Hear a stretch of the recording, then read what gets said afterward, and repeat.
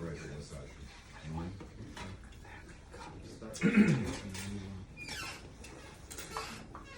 55 years ago, almost, could be in 2 months, month and a half. As in Stalik, our zt'l, are talking about sitting here. I'm an Anikel, sitting here with Zalman Sorotzkin, the Roman base of Medrash here in Lakewood, and Friedman, who is the Chatana Simcha. This is the zt'l. I want to say a couple short synopsis about the Bala Ilula and short words of bracha upon the publication of this long overdue Toldus time.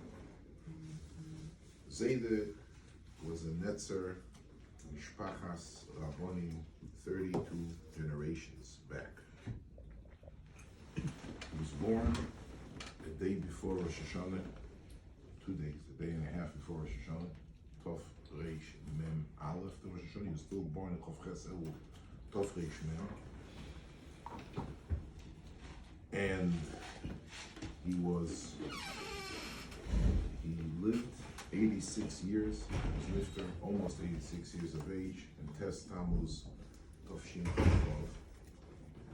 And by the way, my mere reveal here, by the way, I've lived this ongewand in the outside. He was lifter, and a year before the Ptira, he wrote a zt'l, zt'l. I'm holding a copy of the zt'l. And you know, Nitzna to Baruch HaKodesh, zt'l came to Eretz Yisrael. He bought 2 pieces of real estate. So we're talking business. He came one time prior to coming to Eretz Yisrael with Tov Shin, when he came to Eretz Yisrael to be there from the age of 60 to the age of 86. And he came 7 years beforehand. And being that the zt'l lived together with Chazon Ish in one house, in one apartment, the 3rd bedroom in the house, Chazon Ish lived for 2.5 years in Minsk, Tov Reish Ayin Dalet to Tov Reish Ayin Vav.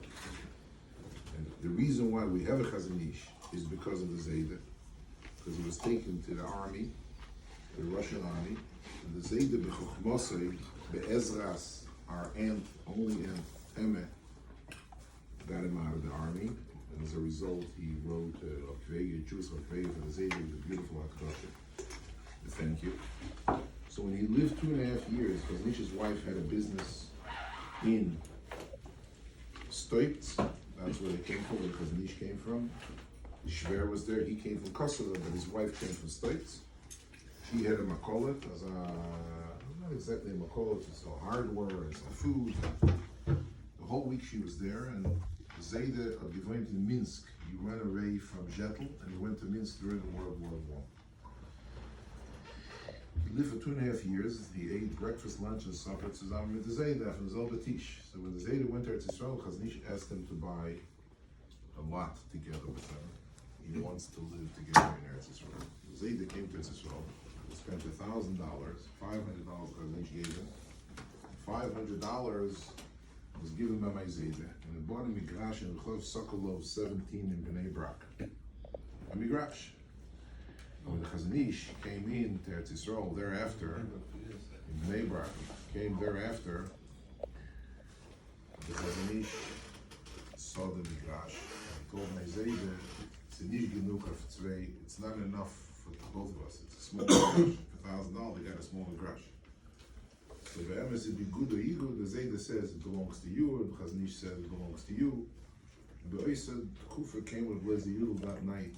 Shishir from the Mir to Chazon Ish. He said he has a binyan to buy in Beis Yisrael, Mir Yeshiva. He needs $500 for it. Wanneer het de geld gaat, ik kan vinden van $100. So Chazon Ish bleef aan Mok and told the zt'l, Alekim inel yodi mitzvah rabbe, I will sell you my half, be good or you buy it. give me the $500, gave to me Yeshiva, the $500 that I had bought me Yeshiva. In the Sefer, by the way, I have the letter from the Chazon Ish. It comes to Eretz Yisrael, the receipt that he writes. He received the $500. Please transfer the property of Zalman Sorotzkin's name. So, this is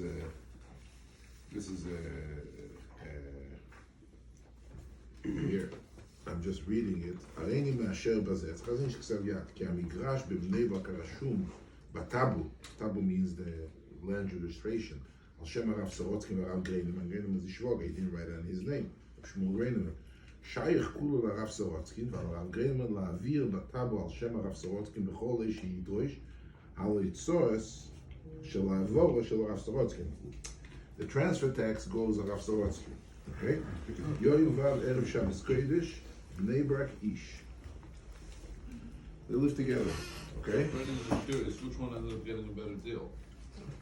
I'll tell you which one. Can I tell you something? I just want to tell you. As a Sorotzkin, I cashed in on this deal.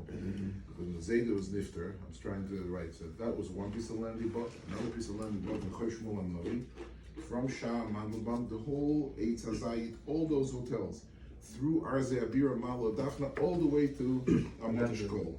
That was a land that Zayda bought for pennies Marish. In 1948, it became Shetach Hefker, no man's land between Israel and Jordan.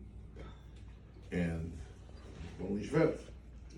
1967, they captured it back. And the family wanted to get back their land because they didn't need trouble. And Medina said, Yois, it's a Shetach Hefker. And Kibush Muhammad, we took it. You don't deserve anything. We give you Dmei Ka'ash, Monas of Libot. There was a Swedish guy also next to Dushinsky, another guy who had a piece of land, the same Maise. He went to Bagat, he went to the Supreme Court, and he lost. And the halacha was that being that they captured, they conquered it, they belongs to them, and nice. So those two pieces of land. Now, what I'm saying is that years ago, afterwards, the Zayda writes in the Tzavor, and I have the Tzavor, everything is documented.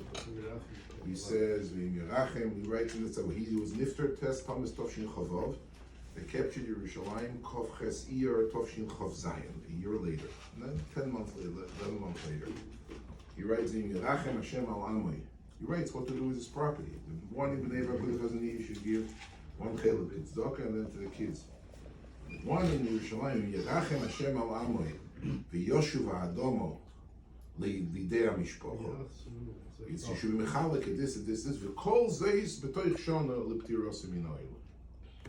So, you could say Rebbe Shmeiser will be Chaim Kanievsky, will be for the Nados, will be Israel Friedman, they would give him a zt'l, but Kvitlach, but this is the story. Anyhow, the Zayda's multidisciplinary spectrum as a person, as a Rov, as a Manhig, who was able to be the confidant of the Chafetz Chaim and the Chaim Weiser. This book really goes through three different eras. The Tkufa for Fahrenkrieg, he was Besach HaKol, he became an Eidim, Rabbi Blazer tells her, when he was 24 years of age. A year later he had his first son with Buchanan, 9 months later. And he became a Rov for Nova, and then a Rov in Jetl. Chafetz Chaim called him my Rov. When he used to walk into the room, Chafetz Chaim stood up Meloi Koimosi. And when he came to Chafetz Chaim's house, he served him, he took his talis to the shul, and he's als ding the Chafetz Chaim to God, my Rov. I was 50 years younger than the Chafetz Chaim, as given my Rov. Throughout the whole Masumat with Chaim Weiser and the Krieg, and Chaim Weiser, Chaim Weiser died holding on the Zayda's end. The whole story of the Milchama, how they ran and they escaped with Nisim. Then, fruitful 26 years of re-establishing Olam HaTorah in Eretz Yisrael, building the Ashpris Yorim Eved, whatever was missing and lacking, the whole chinuch, the whole yeshivas, and everything that was missing right after the post-Holocaust era. He was there before the Medina, from 1940 to 1948, and after the Medina, the first 18 years that he established the Chinuch Atzmoi. And I do remember, as a child, I was a little kid, my Zayda was nifter, but I remember that finally he was poil that the Medina should give 60% of the budget to the Chinuch Atzmai, to give it to whole Halpes the Chadorim. Baron Kotler came to it. So this is when I was a child. My father came home and said the story. There's a story I remember, and he said to him, "Look, Lutz Kerov, it's the now that the Medina is giving 60% of the budget. You know, ease off on me." The Baron used to be the life support of the Chinuch Atzmai from America. He says all you have to shaf is 40%. And the Zayda knew exactly what the Medina means and how long it's going to last. So he told him, my entire Baron, Mem v'samach shebeluchos b'nei soyoim din. The 40 and the 60% of the luchos of Oisal and Tev b'nei soyoim din. But he was a man that was able to be the right-hand man of Chaim and of Chaim Oizer in the pre-Holocaust era, and the man was the confidant of the Bris Kerov and the Chazei Nish in Eretz Yisrael. Chazei Nish that went back. They lived in under one roof, and thereafter. And here in the book, it's the first time I'm publishing two letters which were never Oya Oil. It's in 2 pages. I have the letter from the Bris Kerov about Yalde Teheran, the Tehran children, and the letter from the Chazei Nish. If I may read just one sentence, Zocha Malas Kvoito Rosso Shlita Lekayim Es HaYeshivas Be'artzeinu HaKadoisha Ashrei Chelkoi. This is the letter with the envelope. Those are the 2 letters Chazei Nish and the Bris Kerov. And yet, the Zolbe Lutz Kerov, who was the head of the Chinuch Atzmai, the head of the Vada Yeshivas, the head of the Agudas Yisrael, and the Yeshiv Leish Moetzes zt'l Torah, a year before he was nifter, on Rabbi Lifshitz, you may be very interested, on the centerfold of Iton B'Machaneh, which is the army's newspaper. He gave the interview to a chayelet and a chayal, but she was asking the starker questions. Pesach, I'm bringing here the part of the interview that she gave. He was able to do that. And we have an Eidos Ne'emana that the Mizrachnikes, Zerach Varavtik, who was the first Sarah Datot, and Chaim Moshe Shapira was the Mizrachnikes, one of them, and then they all came from, they used to say, as a Chobak, as a Shaila, when we came as a Chduchre, nobody Lutz Kerov. And so when Ben Gurion, his whole famous story of his major argument in public, which went on to the press, it was Zalman Sorotzkin versus Ben Gurion, who respected him. He was a man that was able to neged ruchoi shekol echad ve'echad. That was, I think, as somebody who researched him for the past 25 years, I think that his main, forget about his godless and his sitkis and his anova, but his ability to cater to each and every unique circumstance, matzav, and person, b'asher u'shom. If it's a Russian gobernator, if it's the Israeli prime minister, if it's a Mizrachnik, or a Duchred Mamtik Soy with the Chazei Nish and the Bris Kerov. Bazois Gdulosoi. And I think that this unique mile of the Zayde is niker in his Ksovim, in his ganze Mahalach HaChaim, and in the 250 documents and unique photos that are incorporated in the book. I wrote a sefer, gibberish, all the facts and figures. I took a gifted writer to make it into a user-friendly story by the name of Menachem Pinas, who was a writer, a very, very gifted writer, to make it into a flow, beautiful story-like story. We tried, we investigated, went through archives throughout the Hebrew universities, the Sifriya Leumit, the National Library, the Joint Library. We went to Poland to get from the same whatever records we could, and another 4 archives, Durchgeton, tens of thousands of sources, pages, anything which was recorded, unbelievable amount of work, because Leman Yamdu Yomim Rabim. And the truth of the matter is, I want to say something about Israel, Friedman, Freddie. Everybody knows him. Freddie, I want to tell you one thing. With your pipe, without your pipe, mit der Nargila, on the Nargila, on the Reden Tachlis, Rebbe Fisch, Geld auf den Tisch. Your great-grandfather said a word. So how do you say grandson in Yiddish? Einikel. How do you say great-grandson? So Ur Einikel. Where does the word Ur Einikel come from? The word Ur has a dual meaning in the Deutsche. If somebody learned Mishnah Berurah, he says the word Ur appears 3 times in Mishnah Berurah. Aleph, Vav, Hey, Reish. Ur. 3 Ur, 4 Ur. Ur is a clock, is an hour, a clock. At 5 o'clock is Finef Ur. A clock is called the Ur in Yiddish, in Deutsch, but adapted to Yiddish. So the Zayde used to say as follows. The Shonim Kadmonius in the Alte Heim, people didn't have watches, Zegers. They didn't have. The Gvirim used to have as a kesh and a Zeger, a golden and a kesh and a Zeger, in the pocket watch. But the Amoinam, there's no such thing as Zeger. In the center of town, they built a tower, used to be called the Zeger Toyer, the Migdal HaSharon, the tower, the clock tower. Okay? And you look, you go in Europe, it's still very, very common to have a clock tower in the middle. Fleckman, the Zayde used to say, Fleckman das Boyen the Hechste Toyer in Dorf. So Dorf was the tallest one, the pillar went up. So why did they make it the tallest tower in town? So he said, the Voltlam shop.